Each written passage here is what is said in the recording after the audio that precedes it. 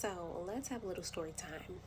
When I was growing up, my parents were in my house parents. Anything I say has to go. Okay? Anything I want you to do, it needs to be done right now. You need to jump and do it. They didn't give me a second.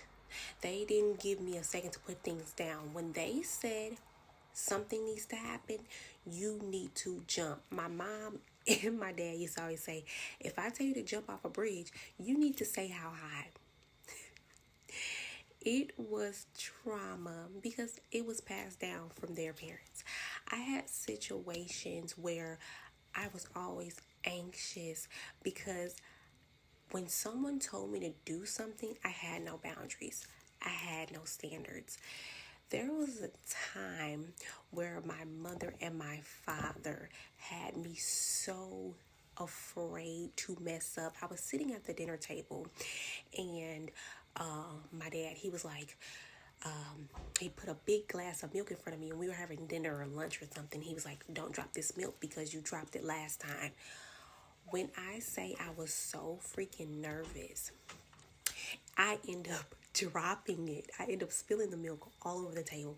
He looked at me and I was like, and then I had to get up and leave the table and not have any dinner that night. This was heart-wrenching for me. Like these things that my parents used to do, my way or the highway, they just didn't know how to discipline.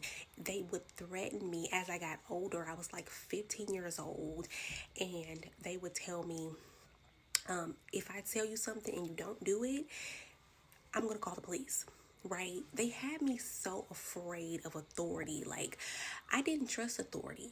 So I didn't speak to teachers. I was terrified. I grew this complex of fear around adults. And my teachers would ask me, why don't you speak?